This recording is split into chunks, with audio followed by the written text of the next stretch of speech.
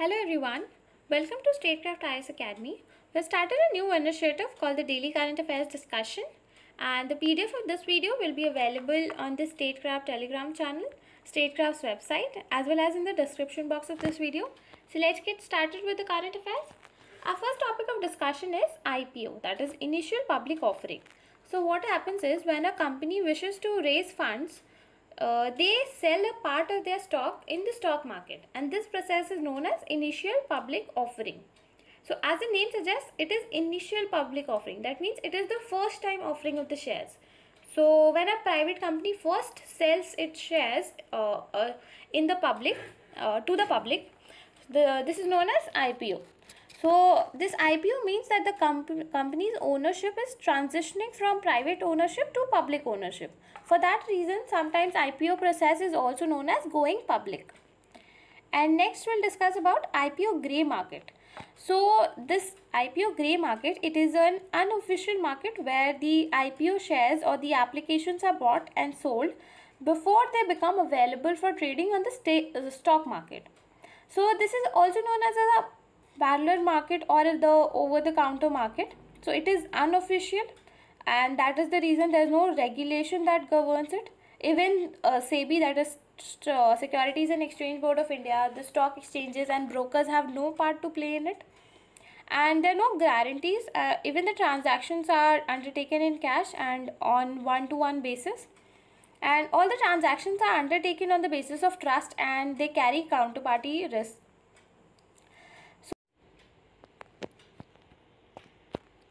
So this IPO grey market operates in an unofficial market, but they also provide some kind of benefits to the investors and as well as the companies, and that is the reason they exist. So in case of investors, they provide for example, if an investor is interested in the stock of a particular company and feels that the price of that particular company's stock will rise, he'll get an opportunity to buy that shares even before the shares are listed. And also, in case any investor has missed the deadline for the IPO application and he wishes to buy that shares, he can approach the IPO grey market. And talking about companies, it helps the companies to know how the demand of their shares are in the market, and also help them know the company shares, how the company shares might perform once it is listed. And apart from that, the grey market could be used to gauge how the company stock will perform once it is listed. Next, we'll talk about Kostak rate. So it is also related to IPO application, and it is the rate at which the investor buys an IPO application before the listing. So this rate is known as Kostak rate. Next, we'll talk about UN Special Rapporteurs. So they are independent experts who are working on the behalf of United Nations, and they work on a country or a thematic mandate which are usually specified by the United Nations Human Rights Council. So they basically report and advise on human rights relating to civil, cultural, economic, political and social work. And they do not receive any financial compensation for their work. Next, we'll talk about AMBITAB. So it is India's first indigenous temperature data logger for cold chain management. So it is an indigenous temperature data logger. So it is basically used in cold chain management, and it is one of the Internet of Things devices.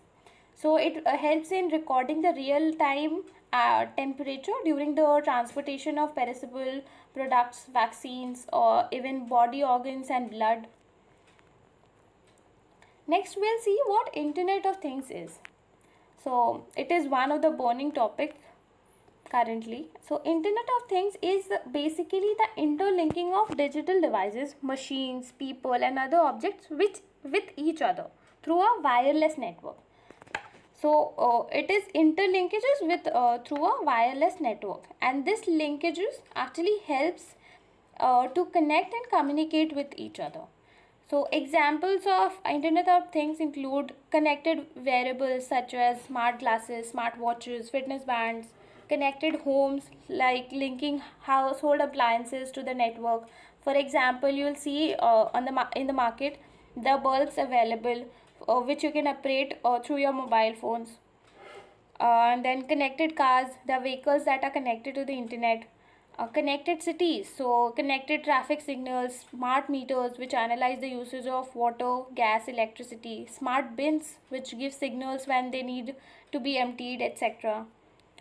Next is different networks shall be connected to each other to provide interconnectivity between different things. For example, body area networks include wearables, local area network includes smart homes, wide area network includes connected car, very wide area network includes smart city.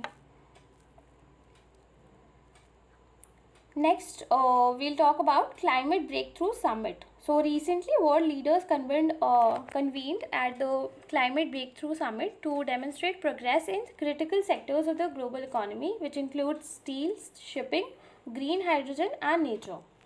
So talking about the summit, it is a collaboration between World Economic Forum, Mission Possible Partnership, United Nations Climate Champions, United Kingdom Climate Change Conference Presidency. Next, it aims to discuss the breakthroughs needed to achieve the net zero emission world in time. So, what net zero emission is? It is not that there will be zero emissions in the country. So, net zero emission means to balance the amount of emissions that has taken place and the amount of emission that has been absorbed. So net zero emission is basically balancing the amount of greenhouse gases that has been produced and the amount of greenhouse gases that has been removed from the atmosphere, so that we reach a net zero when the amount we add is no more than the amount that is taken away. So the key highlights of the summit include that the United Nations has made a call for coordinated action to secure global net zero emissions, and also they are focusing on limiting the global warming to 1.5 degrees Celsius compared to the pre-industrial level by 2050. Also, Maersk, which is the world's largest container shipping line and vessel operator, has joined the Race to Zero campaign during the summit. So talking about Race to Zero campaign, so it is a UN-backed global campaign rallying non-state actors. So non-state actors include companies, cities, regions, financial and educational institutions, and they take immediate and rigorous action to solve the to halve the global emissions by 2030 and deliver a healthier, fairer and zero carbon world in time. Also, Race to Zero mobilizes actors outside the national government to join the Climate Ambience Alliance. So, this Climate Ambience Alliance, it includes 120 nations and several other private players that have committed to achieving zero net greenhouse gas emissions by 2050. And these signatories are actually responsible for 23% of the current greenhouse gas emissions worldwide and 53% of the global GDP. An important thing to note is India is not a part of this alliance.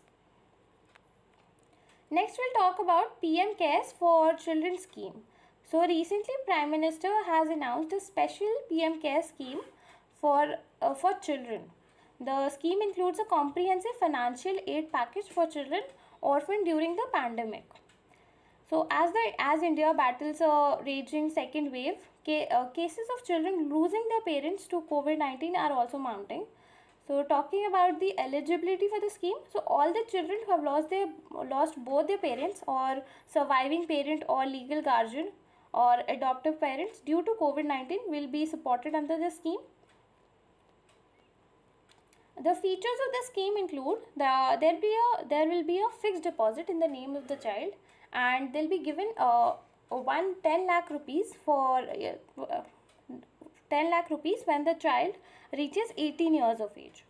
And also related to the education, school education will be provided for children under 10 years of age. So free admission will be given in the nearest Kendra Vidyalaya or in a private school as a day scholar. And for children between 11 to 18 years, they'll be given admission in any central government residential school such as Sainik School, Navodaya Vidyalaya, etc. And related to higher education, they'll be assisted in obtaining an education loan for professional courses and higher courses in India. and relating to health insurance. So all the children will be enrolled as a beneficiary under the Ayushman Bharat scheme with a health insurance cover of rupees 5 lakhs. So these type of schemes are actually essential for in this pressing times, as we all know that children represent the future of our country and everything should be done to support and protect the children. Next, talking about PM CARES Fund. So this is a public charitable trust with the Prime Minister as its chairman, and other members include Defence Minister, Home Minister and Finance Minister. These three ministers are also the ex-officio trustees of this fund. So this PM CARES Fund was started last year during when the COVID pandemic started. So this fund actually enables micro donations, as a result of which a large number of people will be able to contribute with the smallest of denominations, and this fund does not get any budgetary support, and it is a dedicated national fund for dealing with any kind of emergency or distress situations. And its objective include to provide relief or assistance of any kind relating to public health emergency or any other kind of emergency, which will also include upgradation of healthcare or pharmaceutical facilities, other necessary infrastructure, funding relevant research. Also to provide to render financial assistance, provide grant and other steps as determined by the Board of Trustees to the affected population, and to undertake any other activity which is not inconsistent with the above objectives. Talking about the benefits related to donation in this PM CARES Fund. So the contribution by companies toward PM CARES Fund will count toward mandatory corporate social responsibility expenditure. So the mandatory CSR expenditure which the companies are required to do, if they donate for PM CARES Fund, it will be included in that CSR activity as well.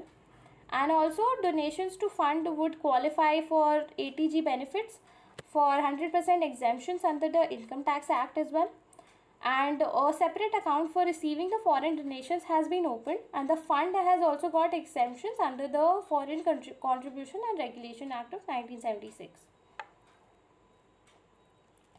Next we'll talk about H10N3 bird flu. So recently China has reported the world's first human infection of the H10N3 bird flu strain. And this H10N3 is a type of bird flu or an avian flu, and it mainly affects the wild aquatic birds, domestic poultry and other bird and animal species. So when this infected shed avian flu in their saliva, mucus, and humans can get infected. When even if the virus gets into the when enough of the virus gets into the eyes, nose or mouth, or is inhaled from the infected droplets or dust. According to the report, this H10N3 bird flu is a low pathogenic and relatively less severe strain of the virus in the poultry, and also the risk from this bird flu spreading on a large scale is very low. Talking about different strains of bird flu. So other strains of bird flu has also been found among animals in China, but mass outbreak in humans are rare. The last human epidemic of the bird flu in China occurred in the late 2016 to 2017 with H7N9 virus. Next, H5N8 is a subtype of influenza A virus, which is also known as bird flu virus. While this virus only represents a low risk to humans, it is highly lethal to wild birds and poultry. All for today, guys. If you like the video, please like, share and subscribe. Thank you.